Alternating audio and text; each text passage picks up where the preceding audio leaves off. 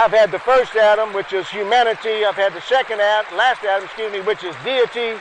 I've had also my part of now of human nature through the first Adam, and through Christ I have received the last Adam. I have received divine nature. So you're dealing with human nature and divine nature. Now what that's telling us, I am both Son of Man and Son of God. They call Christ Son of Man, Son of God.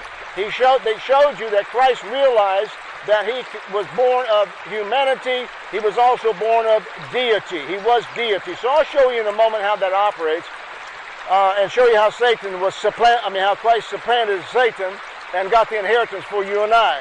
So I want to show you this from the Scripture now. It says here, as we have borne the image of the earthy, which is the first Adam, we also now have the privilege of bearing the image of the last Adam, the heavenly. So now we realize we were born from the earth.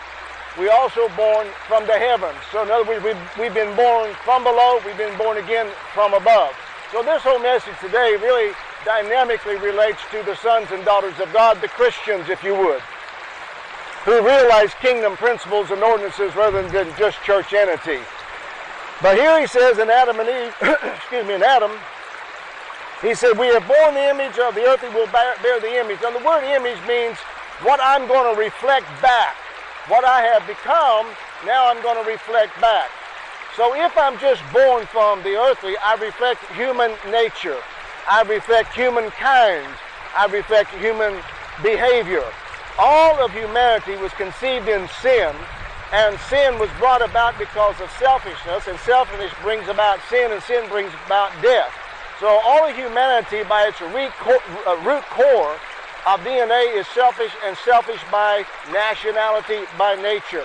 And if I'm selfish by nature in my firstborn, then my manner of life will always be, let me first.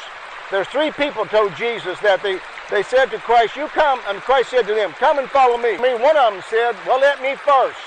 And the second one said, well, I've got to do this first. And then the third one says, I've got to do this first. One of them says, I can't do it, I've got land. The other one says, I can't do it, I've got oxen to plow. I love what the third one says. He said, I've got a wife, I cannot go. I couldn't go if I want. She won't let me go.